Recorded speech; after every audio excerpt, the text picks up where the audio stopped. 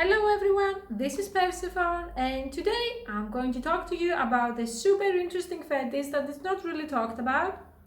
It's called Sploshing fetish, or if you want the acronym WAM, like wet and messy fetishes. And I'm going to tell you all the things you need to know about it and also how you can make money with that fetish if you are one of my cam girls, goddesses, anyone who wants to make money selling fetish content. And before we start, let me tell you that this is a fetish that I actually have, and I have a lot of first-hand experience, not only as someone who films it, but also as someone who engages behind the scene. I don't think I have spoken explicitly in the past about fetishes that I also have them. I think that's the first time, and I'm going to tell you things that some of it are things that I verified, they're scientifically correct, and other people with the same fetish that I've spoken to also agree, and some are my own personal experience. So as the name implies, wet and messy, the fetish has to do with people who become sexually aroused when they have wet substances, edible or non-edible, it depends on the person and the fetish, come in direct contact with their skin. But that doesn't include bodily fluids, like it's not the same as peeing fetish or scat fetish or any type of fetish that includes bodily fluids, okay? It doesn't have anything to do with it. I say this because there's a lot of confusion when it comes to the fetish, and a lot of people confuse it with cytophilia, sexual arousal from food, but it's not the same fetish. And one last thing to separate it from, people who actually want to incorporate cake sitting fetish or cake crushing on the fetish, on sploshing, I don't agree with it. I think that cake sitting and cake crushing should be a separate category, like a sub-fetish by itself. Now back to sploshing.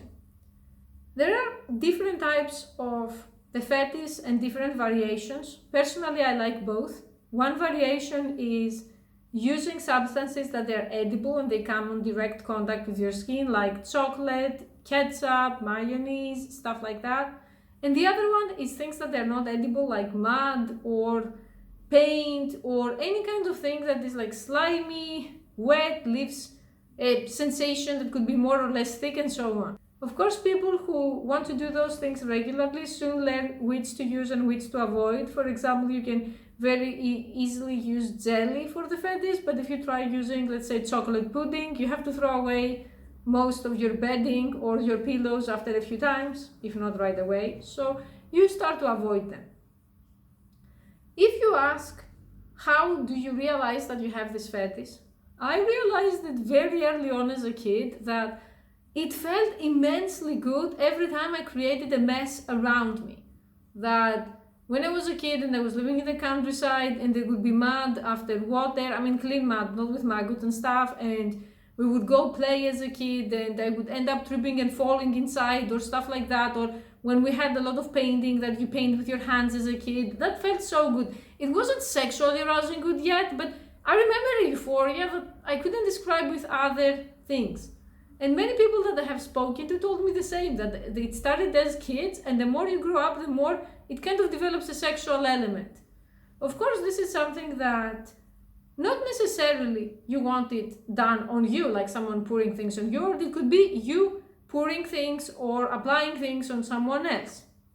And that's one reason that it overlaps sometimes with BDSM fetishes or food fetishes, like someone, let's say a goddess, if we're going to call it, to talk in a BDSM frame, let's say a goddess that she is applying some edible oil all over her feet and the sub has to lick it and clean her feet and stuff like that. You can have many variations, some are BDSM, some are not.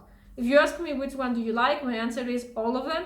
I don't like things that they're chemicals, like I wouldn't use paint, but I have gone quite overboard with things that, for example, chocolate face masks and body masks that were very popular, because I try to not use cosmetics that are not organic, so a lot of those cosmetics are either edible or safe to use, so you can go overboard with those.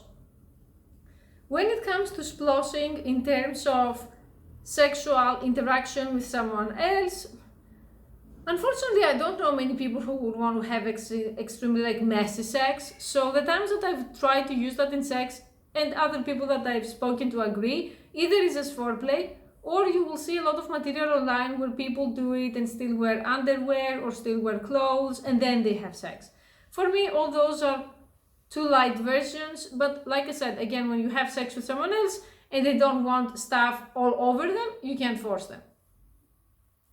Now, where does that come from, right? Like, how does someone end up having this fetish? Again, the 5 psychosexual stages are our friend, as with every stage and every fetish.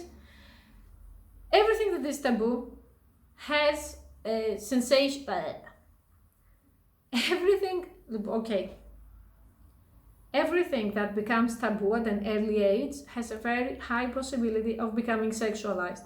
So usually, when you're a kid or when you're very young, you are not allowed to create any type of mess. You know, we all have that parent or that teacher who is yapping like a chihuahua about why this, why that.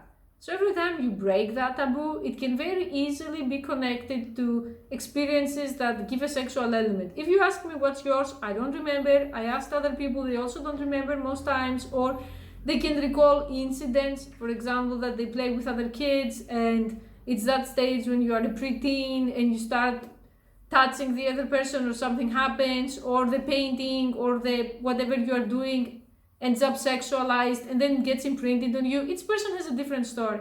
But overall, every time you do something that you shouldn't be doing, eventually it has a chance of becoming sexualized. Another reason is that some people have sensory disorders, and I think that autism played the part of me liking that, because you get sensory overload. Everything that touches you could be either more intense or extremely annoying or even abusive, but there are sensations, specific ones, that feel extremely good. So every person who has some kind of sensory disorder, and not necessarily is on the spectrum, can actually develop those fetishes. Or it could be that your subconscious connected that with a specific memory from your past. For example, things that you did that they were connected to someone that you liked. This is not directly related to the fetish, but I had a sub, I'll never forget that, who told me that when he was a kid, when he was 5 years old, he had a babysitter that every time he misbehaved, she was a very hot girl and she would physically restrain him and she would scold him. So he developed a huge fetish for women who would physically overpower him and be mean to him. And he's certain that it started from that element. For some of us, we don't remember where it started, when it started, but there was something like that that made the difference. Now on the practical aspect, how do you make money out of this fetish? Oh my god, this is the most enjoyable and fun way to make money. You state on the social media profiles that you already have that you accept custom orders, and you can mention sploshing, wine, cakes, food, anything you want. And you're going to start accepting your orders, and then you follow your script. If you want to offer teasers or things that they show off what you can do, you can experiment. There are plenty of videos online that show this fetish. You can find a substance that it's not too much hassle, or it's relatively cheap and you don't have to waste a lot of money, and you can create your own videos or your own teasers, and there are going to be people who are going to contact you and they're going to pay you to cover yourself up with whipped cream or chocolate or something like that. And the first times you do that, when you are not into the fetish, it feels like you're a kid and you went back to, I don't know, a playground or the birthday party where you're misbehaving. It's actually quite fun, it's a very fun fetish, and it's very good money also. So that's all for today. I'm going to be featuring different fetishes from now on consistently, and if you have any questions or any other suggestions, you can either write them on the comment section or send me an email. Okay, thank you for watching.